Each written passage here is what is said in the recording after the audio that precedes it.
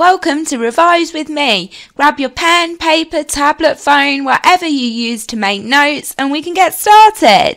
If you'd like to support my channel, please PayPal me. And welcome to Revise with me. So in this video we're going to look at context. As you know, within the exam you need to understand the historical and social context that the novella was written in. So what was happening at the time, and you need to think about our friend Mr. Dickens and what we have to thank him for. Alright, so let's get that timer on. We're just going to do 5 minutes again. So if you haven't already got your pen, grab a pen now, grab your notebook, your piece of paper, wherever your Christmas Carol work is, and then we can get started with our 5 minutes.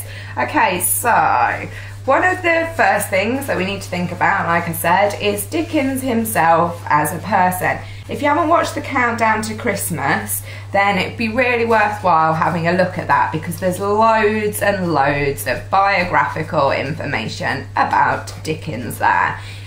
Can anybody remember his dates at all? Okay, 1812 to 1870. So that's the time period that we're talking about in terms of our context. As you know, hopefully, he moved to London as a child and he had to work in a factory. So it was a difficult time for him. And during that time, he experienced poverty.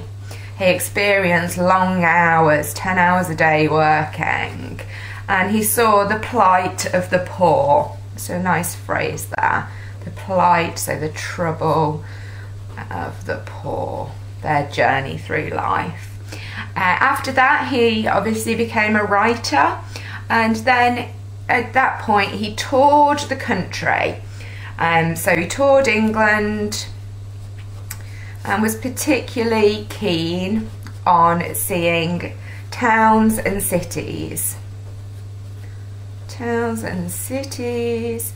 And one of the things that he was observant of when he did this was inequality. So we could also consider that to be a theme within the novel. So he saw this inequality with his own eyes, and that it had a massive impact on his writing and what he chose to write about.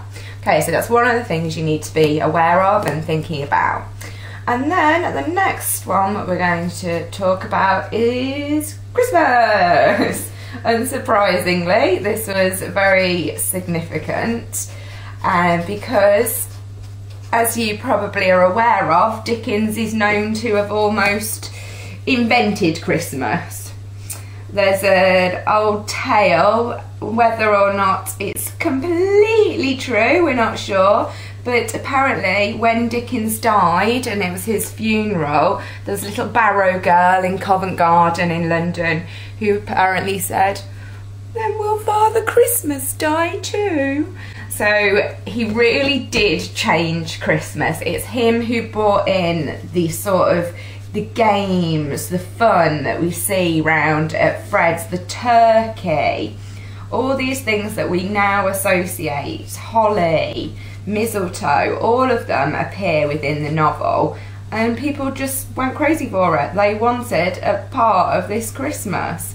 So we can see that it really did have an impact on society at the time, and also it was a way of Dickens attempting to change Victorian England.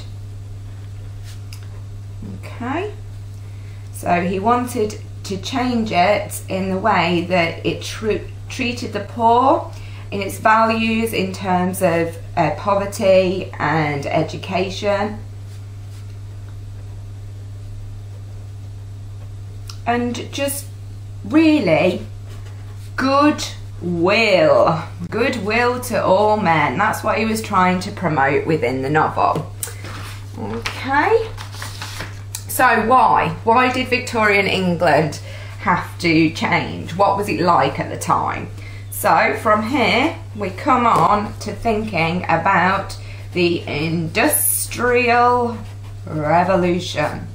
So again, this is a phrase that you would expect to probably appear within most exam responses, because you're going to be thinking about the poverty, and one of the main causes for this poverty was the Industrial Revolution, and this term's used to describe the changes in life and work and conditions that began around the 1760s.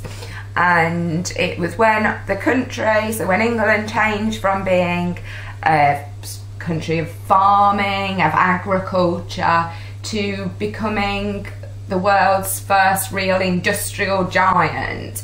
It happened very fast, and because of this there was a great deal of poverty. There were people living in slums, there was not enough housing, and the whole of society was put under a great deal of strain. Alright then, hopefully that's given you a little bit of an insight into the context, and you're being able to make these links between the context and the themes. If you haven't watched the video about themes, you might want to check that one out as well. As always, thanks for watching. Good luck with that revision. If you do create any mind maps yourself and you want to share them, just send them to me. You can email them, tweet them to me at ETETutor, and I'll pop them up on a Pinterest board. It'd be a nice way of all you ETE people supporting each other. Alright then, thanks for watching. Like and subscribe.